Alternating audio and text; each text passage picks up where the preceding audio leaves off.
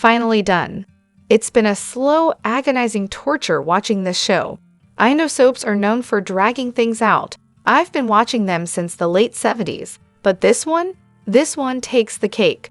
Honestly, I could probably skip everything except the Friday episode and still know exactly what's going on. But I'm officially quitting now because it's just too slow.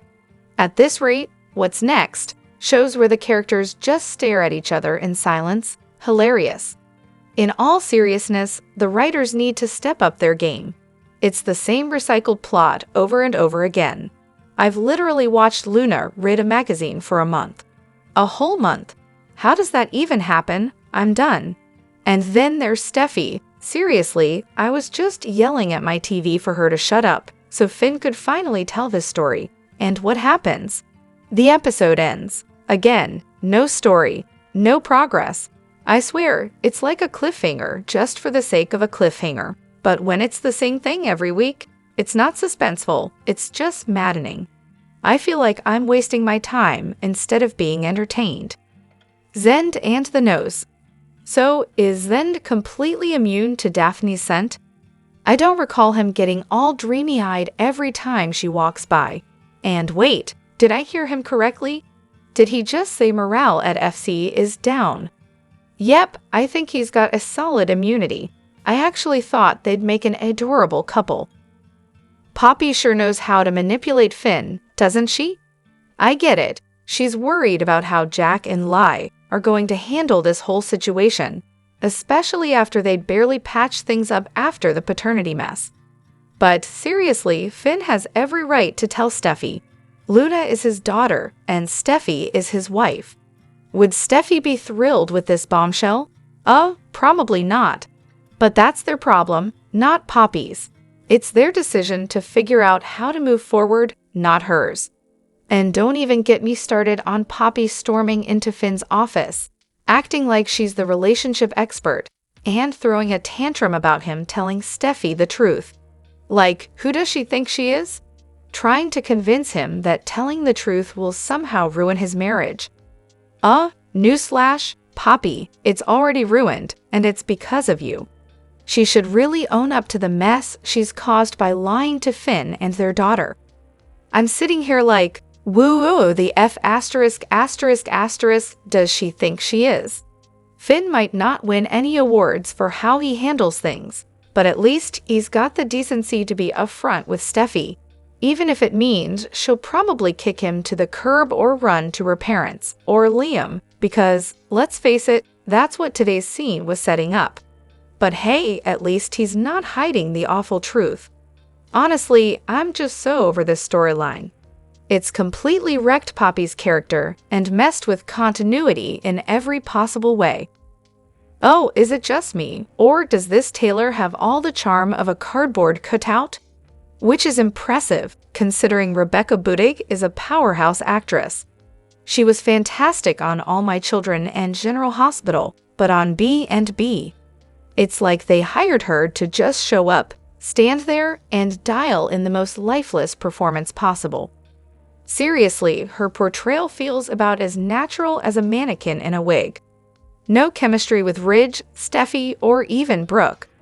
Watching her act is like watching paint dry, if the paint were somehow also trying to pretend it was a person. I love Rebecca Budig, but this Taylor, not so much. It's hands down one of the worst recasts I can remember, and that's saying a lot, considering how beloved this character is, and how talented Budig is. It's bad, like really bad. What's up with the constant beige outfits? Is she trying to blend into the background? And those 6-inch heels? Please, we all know they're trying to make her look taller, but it's just awkward at this point. And don't get me started on the writing. I swear, they've taken every ounce of personality and interest from this character and replaced it with absolutely nothing. Honestly, watching this version of Taylor feels like a massive letdown. It's like they gave her the Sloppy Seconds award, and she's weirdly thrilled about it. I'm cringing just thinking about it. Meanwhile, I'm watching old General Hospital episodes on Prime, and Rebecca's there, totally thriving. In a single episode, she's back in town, hunting down a painting, confronting her ex, helping her sister through a crisis, and, oh, by the way, revealing a hidden child who needs treatment. And this is all happening while B&B has Taylor doing nothing but wallowing in a broken heart and hanging around Ridge's living room like a permanent fixture. I can't help but laugh. If someone asked, what happened on B&B last week? The answer would probably be nothing, just a whole lot of flashbacks and Finn loudly proclaiming, I am Luna's father, to an empty room. Classic. Oh, Ridge is absolutely delusional at this point. He's blaming Hope for everything, his personal life, the company's downfall, you name it. Let's be clear, it was Steffy who sent Thomas packing, and Hope, understandably, needed more time. But now suddenly it's Hope's fault that the company's falling apart? No, that honor belongs to Carter. Honestly, Hope is the only one holding it together right now. She stood up to Ridge, kept her cool, and even tried to support Carter, who, frankly, was once strong but now seems to be crumbling. He should be thanking his lucky stars for having someone like Hope by his side. But of course, it's never Ridge or Steffy's fault. They're just entitled, spoiled brats who somehow always escape any real responsibility. It's so obvious it's the writer's fault here. They don't care about keeping the storyline straight. I really feel for Hope. Not even Brooke has her back anymore, and Carter's just a huge disappointment in that department. No matter how many times Ridge, Steffy, and Taylor try to pin all the blame on Hope, I'm just not buying it anymore. They've all played the steal the company card before. Now it's just Hope and Carter's turn. And now they're writing her as this power-hungry villain? Please. They're just twisting everything to make sure Hope gets all the blame. This is just their way of justifying the bridge breakup and tearing Hope down, probably hoping we'll forget that ridiculous brain tumor storyline from 2 years ago, when she first started fantasizing about Thomas. That's the only way I can explain all this absurd behavior. Brooke really needs to let Ridge go at this point. I'm honestly exhausted from watching her bend over backward to get through to him, only for him to completely ignore her. It's time to face facts. Ridge is clearly not listening, and at this point, she should just accept that he's meant to be with Taylor. Maybe it's time for her to just step aside, let them be, and move on. I mean, when Ridge inevitably gets bored with Taylor, because let's be real, that's bound to happen, he'll probably circle back to Brooke. But right now, Brooke needs to accept that it's not her turn. She should take this chance to live her life, date other men, maybe even make Ridge a little jealous. She shouldn't have to keep fighting for someone who's clearly not as invested in her as she is in him. At this point, Brooke should know how Ridge's cycle with these women works. It's not her time yet, and she needs to move on. Honestly, Brooke could do so much better than Ridge. Seriously, why do all these women keep throwing themselves at him? Is he that good? I think she should find someone new, someone who will actually value her. Ridge has been a mess for years, and honestly, I would walk away from the company entirely if I were her. They really need to introduce someone new for Brooke. She deserves a man who'll treat her right, not someone like Ridge, who's proven time and time again he's a total pig. Rick's been right about Ridge for years. He's played Brooke dirty, hopping back and forth between her and Taylor. And let's not even get started on his disgusting attraction to Brooke's own daughter, Bridget. This guy has no shame. Ridge has always been a horn dog, and he admitted it himself when he got caught with Quinn. He spent his entire life chasing after women. Back in the Massimo years, Massimo always talked about Ridge as if he were this principled family man. But honestly, the writers are just selling us a version of Ridge that doesn't exist. And don't get me started on Brooke's character inconsistencies. 1 minute, she's setting a deadline for Ridge to make a decision, and the next, she's completely backing off when Taylor walks into the room. Then she's talking to Katie about how much Hope influenced Carter. But when it comes to Ridge, suddenly she's completely blameless and has done nothing wrong. It's all over the place, and it's time for Brooke to just get some clarity and move forward. Wasn't the jewelry line Carter's idea? Ridge, Steffy, and the gang keep claiming that Carter had no part in it and shouldn't get any credit for its success. But wasn't he the one who first suggested bringing the jewelry line back? Didn't he call Ivy, set up that meeting with Steffy, and get the ball rolling? If I remember correctly, the self-proclaimed genius Steffy immediately shot the idea down. Then Eric, who actually had some sense, overruled her and gave the green light. Although, of course, he didn't come up with it. He just said, sure, whatever. So why didn't Carter call out Ridge when he yelled at him for having nothing to do with the line? It's maddening. Trying to make a point to Ridge is like talking to a brick wall. He'll never admit that his daughter is an obnoxious, entitled bully to everyone except the sacred Tridge bloodline. Yes, Carter did suggest Ivy and Elektra's jewelry line.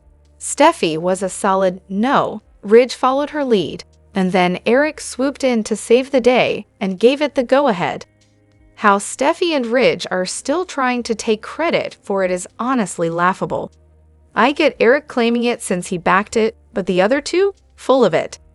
As for Steffy, she turned it down because, first off, Carter didn't give her a heads up about Ivy, fair enough, and secondly, she was stressing over the money they were losing on HFTF and the recent investment in Brooke's bedroom relaunch.